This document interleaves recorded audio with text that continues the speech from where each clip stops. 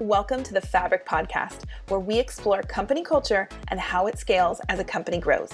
Brought to you by the team at The Receptionist, a bootstrapped, Denver-based software company.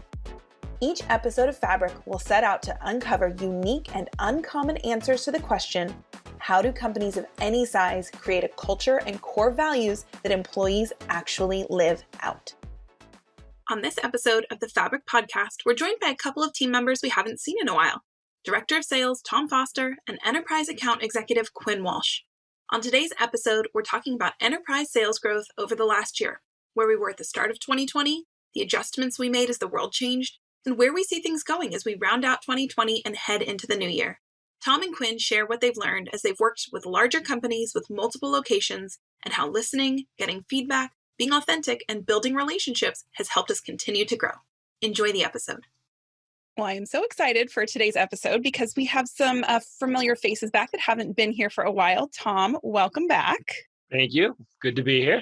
Yeah, and Quinn, oh my goodness, it has been quite a while since we've had you on the show. How have you been? I've been doing just so well. My wife and I just welcomed our first child, Brooks, to the world. So, we're enjoying all the new things that come with parenthood, while learning to be a little bit more flexible with our sleep schedules. Yeah. Oh gosh. Yeah. Tom and I are like, oh, that takes you way back to that first kid. Well, congratulations. Oh, yeah. We're excited for you for that big step in life and excited to have you back on the show. So today we are talking about enterprise sales growth in 2020. And before we dig in, let's confirm for the listeners what we mean by enterprise sales. Quinn, can you tell us a little bit about that? Yeah, so I think the main focus that we're talking about is kind of relationship sales, and what comes with that, rather than a transactional sale. So, what we're dealing with is longer opportunities with larger companies and have many locations. These usually involve longer sales cycles and multiple decision makers and contract negotiations and security and legal documentation and all the fun stuff, that comes with a larger sale over a longer period. I've been at the Receptionist for almost 5 years now, and I'm still working with some of these larger opportunities that I've had for 4.5 years. Wow. So there's a lot that goes into that process. So thank you for clarifying that for us. And so as we're recording this at the end of 2020, Tom, can you briefly take us back to kind of what our thoughts and goals were at the start of the year around enterprise sales and then where we're at now? Because as we know, this has been quite a year for everybody. Oh, yeah. It's been a decade in a year, basically. Yeah. Well, Quinn and I have been working together on developing him into the enterprise account executive, just in a nutshell, working these larger locations, working these larger relationship sales, and getting out of the transactional part. So at the end of 2019, we sat down and created a plan together on what we wanted to do. Let's talk about the beginning of the year. It was just like a rocket ship. And then, of course, we all know what happened. But it's kind of ironic that our product is so nimble, and the way that we've been able to kind of move around and change it from just visitor management to really things like contact tracing and all the different parts that individual companies are using for that, for our process right now. And the reason it's important is because a lot of our customers at Quinn's working, they're logistics, they're manufacturing. They have to stay open. The world still has to receive food and things. So the answer to the question is, the beginning of the year, we saw a very big uptick, and what we saw is a really good way to grow the company to get to that 10,000 location goal as quickly as possible. And now we're right back there. So now, once COVID kind of took a little slice out of the middle of the year, now we're right back there. We're starting to see that uptick. We're starting to see those larger organizations, those global organizations, because we're not just in the US and Canada and Mexico, we're around the world, is that they're starting to go, okay, there's an RTO or RTW, so like a return to the office, a return to work program that they're creating. How do we, a big, large conglomerate that doesn't know how to work remotely, how do we engage our customers? And we're actually bringing in some of these larger companies and giving them ideas because we've been open, because we're kind of the expert in contactless check-in for COVID specific. It's really neat how we did that. But I really see us, we took out that block. We're picking up right where we left off towards the end of the year. So numbers not quite the same, but I think the learnings that we've gained during this period of time actually are going to help us in 2021. because we were able to ease into it instead of just getting dumped. Like, here's thousands of locations. Okay, what do we do now? So all in all, I think that as a team, and I know Andy was just on a podcast a few weeks ago, but I think our team has really kind of flowed with this the best that we can. So yeah, absolutely. We had our Andy Alsop, our president and CEO, on and really talked about how we were able to still be sort of successful. It's hard to say that, but successful during all of this and really support our customers and their employees. So that was really great to see. So as we have been seeing this success, Quinn, what are the specific sectors or areas that we've been seeing this growth happen? Yeah, Tom kind of touched on it briefly a little bit ago, but we've been seeing a lot of success in manufacturing, logistics, which have been kind of a target of ours for quite some time, and so that kind of worked well. But manufacturing, logistics, long-term healthcare facilities are big now. Anybody that, to Tom's point earlier, is staying open and is acting business as usual ish, right? So things have changed, but people that are still coming to these locations and still have workers in house, that's what we're seeing a lot of success in. And again, those have been a lot of our target sectors for quite some time. So, those folks that have to deal with, knowing who's on site and seeing who's coming and going and being able to ask all those questions that are really important now and have a record of that. Those are the people that have had to continue using the receptionist, but also kind of expand into new locations that have seen that in other locations and seen success at those other spots. So that's kind of where we're seeing the expansion aspect as well. Yeah, so COVID really required everyone to sort of pivot as best they could. And so, as you said, these were spaces we wanted to get into. We were able to really help people stay safer. Tom, was there anything else that helped us see this rapid expansion into these areas and this growth that we've seen?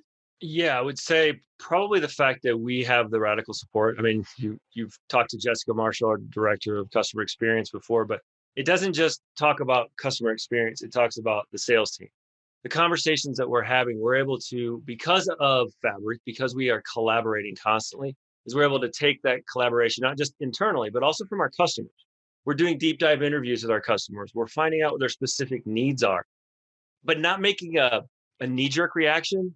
At the beginning of COVID, everybody's like, temperature, it's got to be. And everybody's like, no, that doesn't work. So how do we pivot by listening to what our customers' needs are, the customers that are staying open, listening to what their thoughts are, and not just knee-jerk reacting and going and creating a feature, but really trying to get to the bottom of what it is that they're trying to accomplish.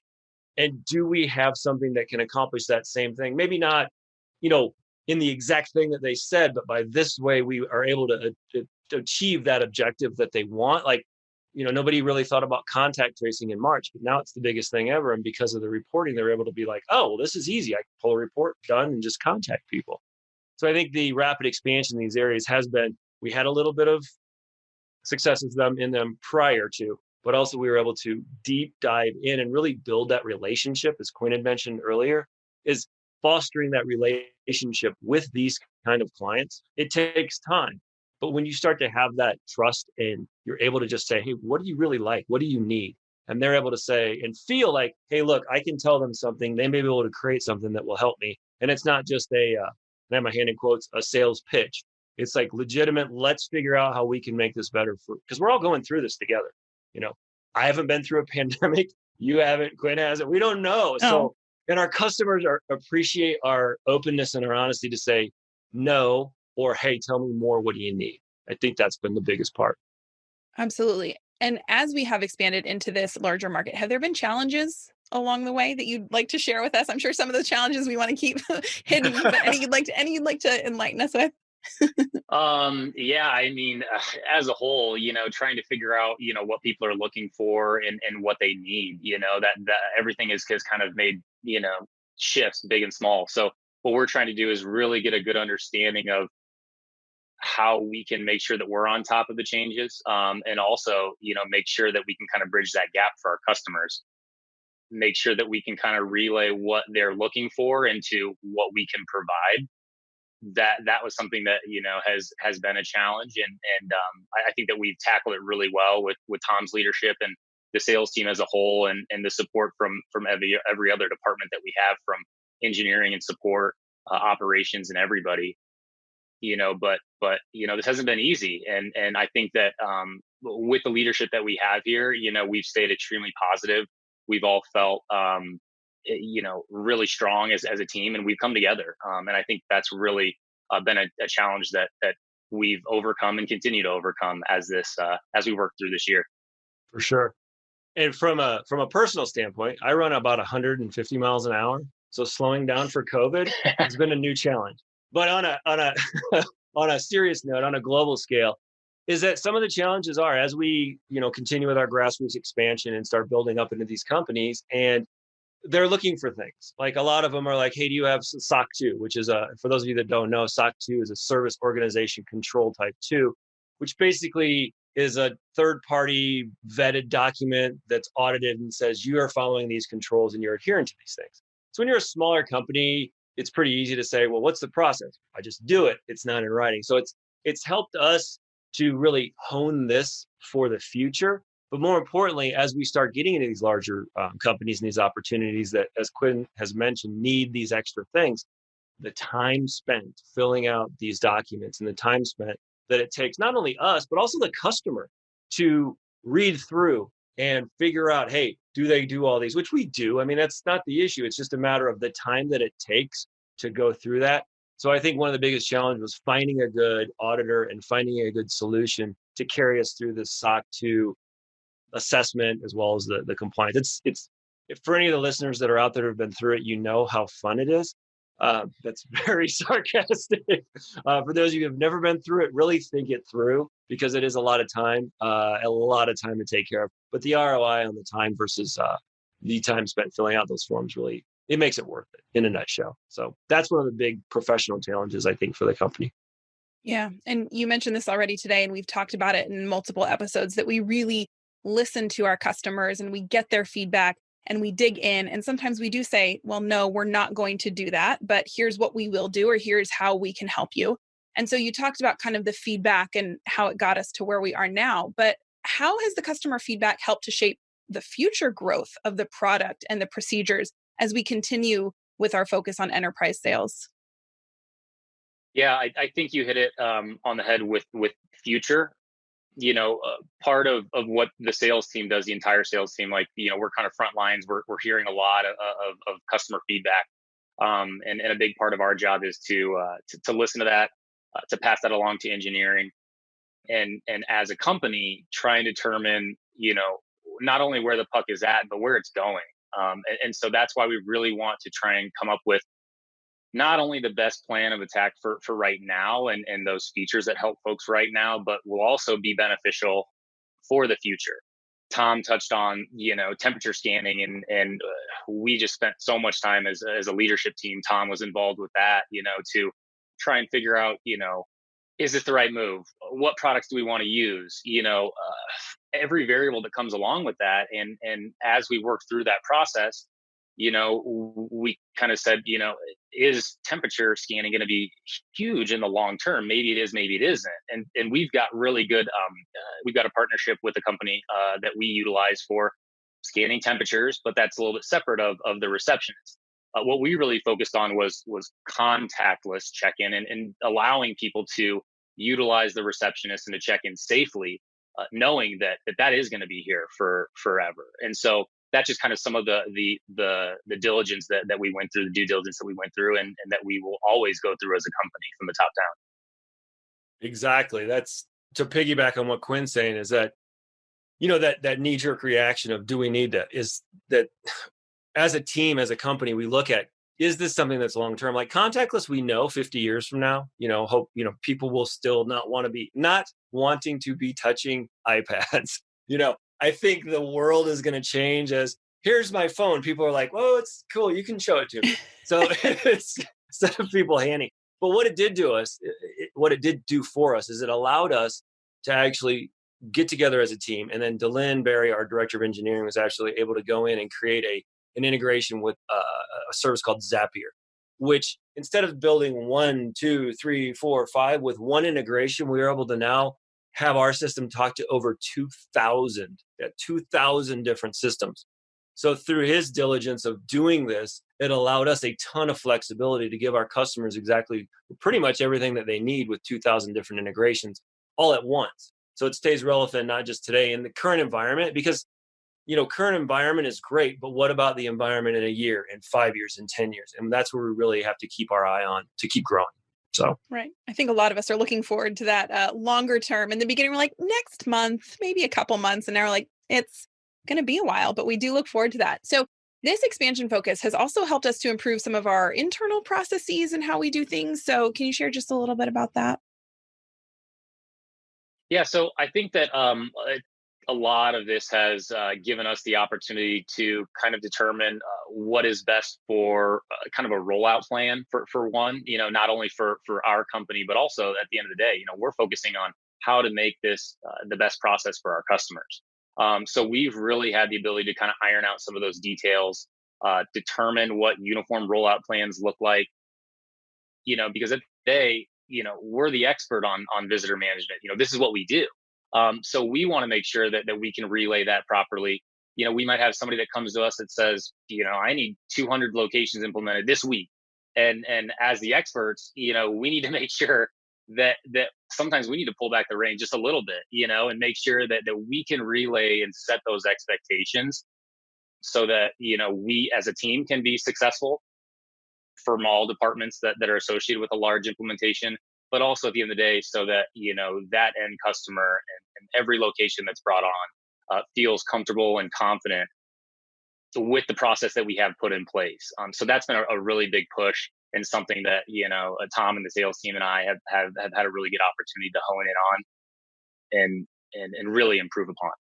yeah, well said. That's exactly right. It's amazing, Sarah, but people will be, I want 200 locations this week. We're like, whoa, have you ever tried to install Microsoft on 200 computers in a week? Slow down. So I want it now. That's COVID. It's like, yeah. So it's a good problem to have, but also the customers that we deal with are just as collaborative as we are. And they're like, okay, we get it. We understand. Let's do this the right way the first time. Because if you try and rush something, we all know it just doesn't work out the best way. So fortunately, our customers are very understanding. Like, okay, we understand how many you can do this week, and they work with us, which is really good. So, yeah. And we started this episode with Quinn sharing his fantastic news of a new baby. And good for you, Quinn. You took some time off on parental leave. So just tell us a little bit about that. What was it like to come back through all of this, and what did you learn? Yeah, it is tough. It's tough to take time off for me, but Yeah. our company kind of came together and provided a really awesome plan so that I felt completely comfortable with shutting off, really focusing in on my family. And that meant the world to my wife and I. So that our team and our company provided me with that comfort so that, I could really focus in. And, I took a little bit of time off, about a month or so early on. And then I'm going to be taking some more time off in December as well, before my wife goes back to work. So Tom's got a little bit more work on his plate here coming up, but he's just the man for the job. So Absolutely. He runs 150 miles per hour. So he's the perfect person for it. So Tom, did Quinn's absence give you any additional insight into the position? Any learnings from you that you'd like to share? How long do we have? Yes. Not long, Tom. Okay. Yeah. Yeah, I did learn a lot, like a ton. I know how hard Quinn works, and I know what the relational sale versus the transactional sale really means. But I was able to go in and learn and talk to these customers and talk to some of the folks that, it's a different type of sale. There is a lot of customization. There's a lot of personality that goes into these type of sales. And a lot of folks think, oh, big enterprise, it's all about, price and stodginess and, whatever you want to say. But, being authentic is just as important for these larger locations and all these other folks as it is for the single location. And I think even more important because they're tired of that. They want realness. They want to come to a demo and see their logo on. Yeah, it takes 5 minutes, but that shows that they're wanted. And that's where I think a lot of people that are in enterprise sales, they forget that. And we're taking over for Quinn, like everything that was done was really good, but I was able to learn a lot about his processes while doing his job and doing the regular director of sales role, and trying to morph those two together. but I was able to learn it, and we're able to pick up on how to get some of these sales closed quicker and how to set the expectations from that immediate start to now. And I think it's going to carry through the rest of our time doing this and building this company, because it's like we have a playbook that's working pretty good right now, and we're pretty happy about it. Good. Well, we look forward to our continued growth, especially in this area. So as we finish up, Tom, any final thoughts from you on the topic we haven't touched on? Yeah, I mean, enterprise sales it's a big thing to take on. If you're a startup company or a SaaS company, you want to look at, are you ready for it? Because the sales cycle is not transactional. It may be 2 months, 3 months. Quinn and I worked one for 1.5 years and just closed. So if you are a new company, it sounds good to go after the big ones. Even we don't do that. We do grassroots. We do proof of concepts and build up slowly. So I think everybody thinks the grass is greener on the enterprise side, but it's truly not.